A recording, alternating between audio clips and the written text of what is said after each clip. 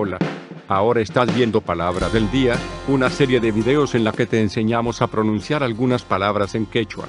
Así que nuestra palabra del día por hoy es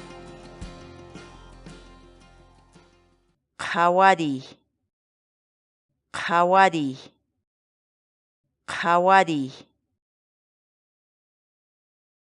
la palabra quechua. jawari, En español significa cuidar.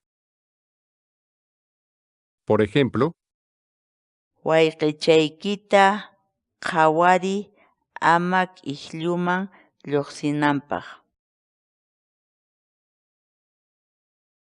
Este video ha sido revisado y aprobado para su publicación por la Academia Mayor de la Lengua Quechua, Cusco.